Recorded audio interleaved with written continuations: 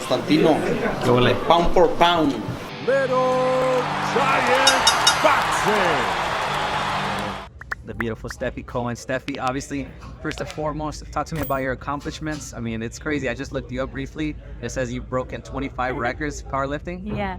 I'm a lifelong athlete. I come from a soccer background, played professionally in Venezuela for the national team, and moved here to the States and picked up Olympic weightlifting. Was kind of my first love. I was training to go to the Olympics. Ended up switching to powerlifting, which is a little bit different. It's 3 different movements. But yeah, in that sport, I did pretty well. I broke 25 world records. I deadlifted 550 pounds at 120 pounds body weight. That's the heaviest recorded deadlift pound for pound in history of the sport. Squatted 530, benched 250. So yeah, I mean, I did some interesting things in powerlifting, but I was ready for kind of the next challenge. That's what brought me to boxing.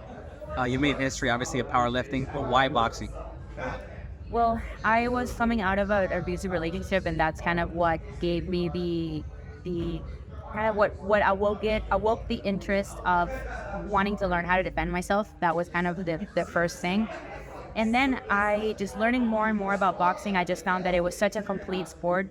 I was craving getting into a sport that allowed me to showcase more of my athleticism, because powerlifting is so one-dimensional. It's just up and down with a barbell, squat and bench and deadlift, and that's it. And so I've been craving that test of, all right, like the full spectrum of fitness. And boxing is that, you have hand-eye coordination, footwork, head movement, endurance, speed, power, strength, it's everything. So it's just a perfect test for me. Stefi, how long you been boxing? 2 years. 2 years? 2 years. This good? Yeah, I mean, I'm kinda all right. I'm all right. You're pretty good, based on what I've seen. I saw your last fight. It was in Fantasy Springs also, right? Yeah. And you knocked the girl out, right? Yeah. How did that feel when you knocked her? I knocked her down in the second round. Honestly, I was surprised. I've never knocked anyone down in a fight.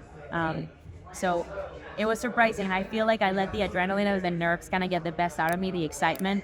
So I felt pretty gassed afterwards. Right. But Like an adrenaline dump or what? yeah, totally an adrenaline dump. So I think that's just gonna come with experience, just knowing what to do after a knockdown, now knowing exactly kind of what I need to be doing, calm myself down, and more strategically how to approach that situation. What are your coaches telling you as far as like when they want to see you fight for a world title or how fast? What do they tell you? Well, our plan is to fight for a world title in the next 8 fights. 8 fights. Yeah. So in like 4 fights. One more. No, 8 from now. Oh, 8 from now. Okay. Yeah, 8 from now. So that'll take like maybe 2 or 3 years, basically. Something like that. Get more experience. Yeah, something like that. I'm not in any rush. Like, there's one thing that I've learned from getting better at so many different sports is that it takes time, and ultimately you have to be really patient and allow yourself to develop with the amount of time that you require. A lot of people, you get impatient because you have a certain standard and a certain expectation for where you want to be at every given point in time, but it's unrealistic. It'll take me however long it takes me to develop the skills that I need to be a world champion, and I'm totally fine with that. And what do your coaches tell you? How fast you're improving? How fast you're getting better? What do they tell you? They say I'm a quick learner, which I agree. I'm really dedicated. I pay attention to detail. I study, I study boxing. I study film.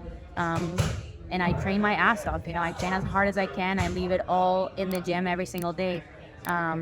So they're pretty optimistic as far as my timeline goes, and being able to achieve my goal. Is it safe to say you eat, sleep, breathe boxing? Yeah, absolutely. What are some of your favorite fighters? Currently, from the girls' side, obviously Katie Taylor, Amanda Serrano, and Alicia Baumgartner. And on the guys' side, obviously Canelo, Tyson, and Ali. They're my favorite. And why? Huh? Why those servers? I tend to gravitate towards fighters that have a style that I feel like I can pick up on or imitate. And maybe not so much Ali, but I kind of want to have a style in between Tyson and Canelo. Oh yeah? Yeah, something like that. Why Canelo? Why Tyson? I like the aggressiveness of Tyson. I feel like with my presence and with my strength, I feel like I can do some similar moves as him. And then Canelo is just so slick, like his defense and his footwork is something that I really try to imitate. And just how how calculated he is in the ring.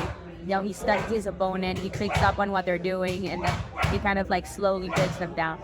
And when you visualize yourself fighting for a world title, because I'm sure you do, what do you see? What do you visualize when that moment comes? I mean, I just saw you take a deep breath right now. Yeah. It makes me emotional because it's such a big goal. It's such a big thing that seems so far away and that seems so impossible. And a lot of people might even call me delusional, you know, for thinking that I can do it. At least I know that 2 years ago, everybody did. You know, everybody thought that it was a quarter-life crisis, or that I was crazy, or that I'm too stiff, too big, that I'm not athletic, that I'll never be able to do what I want to do. So I guess just when I picture myself fighting for a world title, all I can picture is my friends and my family there, and an electric crowd, but most importantly, it's me with a set of skills that surpasses my expectations for what I think I can achieve. You know, ultimately my goal is to get as good as I can and to earn the right to fight in those big stages.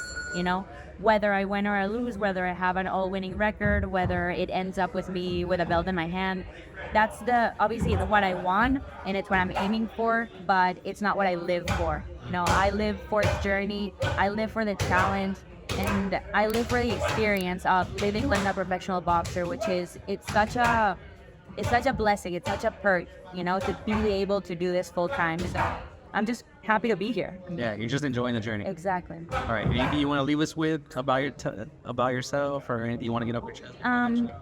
Yeah, I mean, for anybody that has a goal that seems unrealistic and that seems like it's too big for you, just go for it. I think that, you know, at the end of the day, you want to be able to tell yourself, you want to be able to be at peace with yourself that you did your best. You did your best every single day.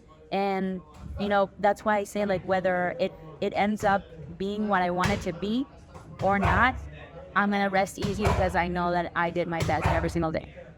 Thank you so much, sir.